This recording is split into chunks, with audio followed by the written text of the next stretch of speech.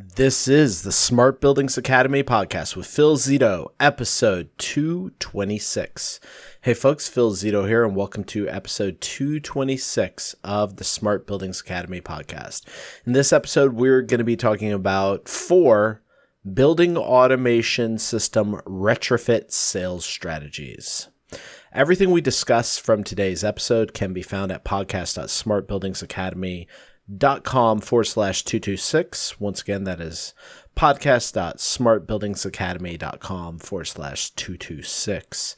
If you've been listening to this podcast for any amount of time or following me on LinkedIn or following me on Facebook, you know that I believe our capital market is pretty much going to collapse. And I'm pretty sure willing enough or sure enough to come on to this podcast and say this, that we are going to be entering a retrofit market, and companies that are prepared for retrofit sales are going to survive and thrive, and those that are not are going to die. And I know that's a little extreme, but the reality is that when the capital market starts to go away and the construction market starts to go away, and we enter into a market where people are just maintaining the assets that they have, then companies that have been preparing for that are going to be okay. Companies that are trying to scramble and get on operational budgets and start to develop the appropriate relationships to effectively sell retrofit services are going to find themselves in a world of hurt. The problem with retrofit sales is not cash flow, at least not in today's economy. I mean, cash is so cheap right now. They're practically, as a business owner, banks are practically throwing money at you because the interest rate is so low, and it's very easy to get your hands on cash right now. The problem is not getting cash. The problem is cash flow and return on investment. So people want to know that if they are going to get $100,000 to be able to invest in a retrofit, that it is going to deliver a return on investment. Now, how do you define that? How do you go and say if you guys or gals go and get X amount of cash, that you're going to get Y return? Well, that brings us to our first retrofit sales strategy. If you're not already doing this for your existing customers, you should be, and it is the site audit. This is going and actually helping your customers gather up all of the information, gathering up all their O&M manuals, gathering up all their documentation, walking the site, identifying systems that have failed, identifying systems that may need to be retrofitted, and identifying opportunities for improvement. We'll talk more about that in the later strategies. But this is something you should be offering to every customer and every potential customer. Ideally, you would find a way to do this at little to no cost, but worst case scenario, you would do it at cost. This is not a profit maker. This is a lead into profit. So if you've ever used our services here at Smart Buildings Academy, we have a skill assessment, and our skill assessment is not going to make our revenue numbers. I will tell you though, however, our skill assessment is very good at identifying gaps in people's experience levels and in companies' employees, and pinpointing those gaps so that they can then take action on those gaps.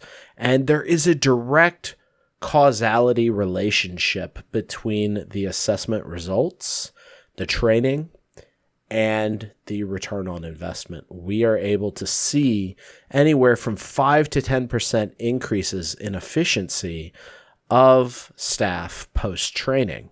And that generates anywhere from 3 to 6 month return on investments in our training solutions. So what you're looking for here, why do I tell you all that? It's not to sit here and pitch you on our training services. It's to create an example where you can kind of say, oh, I see what you're doing there. You're doing the same thing with the site audit. You are going to identify issues, real issues, and you're going to identify the cost of those issues. And then based on the cost of those issues, you will provide solutions that will provide a return on investment. That is your first strategy from a retrofit sales perspective. And it's the key, I would say, linchpin strategy that every other strategy requires. Every time I've seen an estimate go south on retrofits, it has been from people not going and properly not properly auditing the site, which ultimately resulted in an improper estimate. When people do not properly audit a site, when people do not properly analyze a site, then what happens is they find themselves going and creating estimates, and those estimates are based on inaccurate information. So the site audit is critical to the retrofit sales strategy, but it's also critical for your customers to really understand the depth of the situation they're in. It's one thing to say that your pneumatic system is inefficient. It's another thing to go and do an audit and identify that steam's leaking through, you are ineffectively going and driving fans, which are causing pressure issues, which are causing flow issues, which are causing temperature issues, which in the hospital you're in the OR you're in, could potentially cause liability. They could cause an infectious event. They could cause a readmit, at which the hospital will have to bear those costs. There's a variety of ways in which the environmental systems can directly impact the profitability of a business. So it is key for us to audit the site. I can't hammer that enough. From there, though, the next thing that we must do, strategy number 2, is aligning to core business outcomes. So aligning whatever we are proposing to core business outcomes. I feel like this is where a lot of folks get things wrong. They do a site audit. They find that a chiller is ineffective. They find that a sequence is ineffective. And they say, you could save some energy. Okay. But let's say this person's in Oklahoma or in Texas and playing a pretty low energy rate as it is. Or you say something like, that chiller's inefficient. Okay. But what does that mean? Now, if you have a hospital, or maybe let's take a data center, for example. You have a data center and you say that sequence is very likely, based on our experience, to cause a failure in the near future. And that failure will impact your uptime. How much does it cost you per minute or per hour that your data center is down? And then you say, what if you could reduce that? What would that be worth to you? And you go and you do that equation where you say, hey, this is the cost and this is the return. And you're aligning your solution to a business outcome. I know it's kind of high up there, 30,000, 50,000 foot view example there. But the key point, and this is for if you're selling as a controls contractor, this is also if you are a operator, you're trying to sell this internally, a service or a retrofit or a change. You need to identify the key business outcomes, the core business outcomes, and you align with whatever you are selling. It's incredibly important. Then from there, I like to hammer kind of the top 3 kind of benefits. And here's how I do this. So strategy 1 was to do a site audit. Strategy 2 was to align to core business outcomes. And strategy 3, right? Strategy 3 is to hit kind of the top 3 that maybe aren't business outcomes, but they're incredibly important. And that is to increase reliability, standardize and streamline, and increase asset value. So if we look at increasing reliability, standardizing and streamlining operations, and increasing asset value, No matter if you're in commercial real estate, K through 12, higher ed, local government, healthcare, hospitality, one of those three is going to hit home. Now, let's say you're in K through 12, you're in the school districts, right? Asset value, probably not that important. They're not looking to flip a school and find someone to buy a school, right? But the reliability is probably pretty important. Standardizing and streamlining operations, especially as we have an aging workforce that is exiting the workforce, is incredibly important. So as we start to position our sales offerings, as we start to position our solutions to the marketplace, we're going to focus on these three. I found that in about 85-90% of my previous sales engagements, increasing reliability, standardizing and streamlining operations, or increasing asset value delivered results that aligned with what people were looking for. And it opened the door to a conversation. So that is kind of your big strategy right there, strategy 3. And strategy 4 is facilitate cash flow. Facilitate cash flow.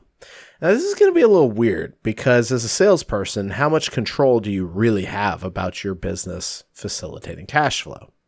Not too much, or at least it would seem like that on the surface. But what if you had a customer that you did a site audit, you aligned their solution with their core business outcomes, and you identified one of those three things, right?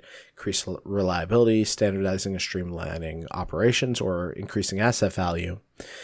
And you got to the table and they said, yeah, but we just don't have money. And you said, you know what? I hear you. And that's why I've connected with XYZ Bank, or I found this grant money, or I found this funding source, and here's how we can do this. How would that position you against your competitors? Where would that put you as far as being able to deliver value to your customer? I will tell you that I've done this in the past. I was working with a school district. They saw that they had a lot of issues with their pneumatic system. They saw that this was impacting their ability for comfort in the learning in the classrooms and was causing issues with students actually getting sick. They saw that this would increase reliability and this would basically really help them out, but they just didn't have the money. And so researched energy grants, because at the time energy was really big. This was back when gas was $4 a gallon.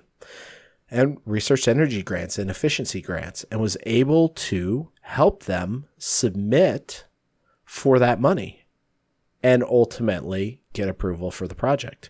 And that project ended being, I think it was like $350,000 in retrofits.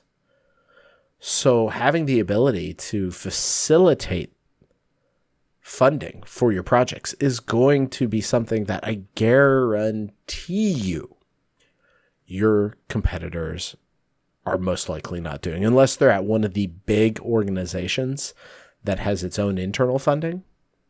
But I'm telling you, there are so many ways to get cash right now that are beneficial to your customers. All right, so those are 4 BAS retrofit sales strategies. I know this was a shorter episode than normal, but I mean, hey, that's how long it took to talk about this. So to recap, if you do a site audit and you analyze and identify problems and you align those to the core outcomes and you help people see how they can hit one of the top 3 benefits, increasing reliability, standardizing and streamlining operations, and or increasing asset value, and then you assist in finding funding or cash flow for a project, you will find yourself in a really solid position for at least initiating a retrofit sale. In next week's episode, we are going to take a look at actually going and quoting a retrofit sale. We're going to talk about kind of how do you do it? What are the things you need to pay attention to? How do you pay attention to those? So for those of you who are in sales, that'll be pretty awesome for you. For those of you who are not in sales, I think you're still going to find a lot of value, because what I'm going to teach in next week's episode is more going to be focused on the auditing and retrofit engineering of systems. And it'll just so happen that those steps are required in order to effectively scope and estimate retrofit work. We're not really going to be focused on the sales side of things. We're going to be focused more on the, how do I analyze this system? What do I need to look for? Like, do I need to check out that I can reuse these inputs and outputs? Yes, the answer would be yes. You need to find out, can I reuse sensors or not? Can I use existing cabinets or not? Can I use existing wire as pull wire? Can I take existing drawings and hand those off to my electrical subcontractor so I get a more accurate quote? What can I do to ensure that I have a proper design for my retrofit? That's what we're going to talk about in next week's episode. The last thing I'm going to leave you with is that we have a free project management webinar coming up next Wednesday, November 11th. I believe it's at 12 p.m. Central Standard Time. You'll be able to sign up for that. There will be a link at podcast.smartbuildingsacademy.com/226. So if you haven't already registered for that, I encourage you to register for it. We're going to be going through the project management process, how to forecast work. We're going to talk about project management triangle and how that affects you. And we're also going to have our famous question and answer session where every question you possibly have around project management gets answered. It'll be a lot of fun. As you know, our webinars are never sales pitches. They are always pure learning experiences. And I really encourage you, if you have any curiosity about project management whatsoever, to sign up at podcast.smartbuildingsacademy.com/226. Scroll down to the project management webinar link, and I will look forward to seeing you at the project management webinar. Hey, thanks a ton, and take care. And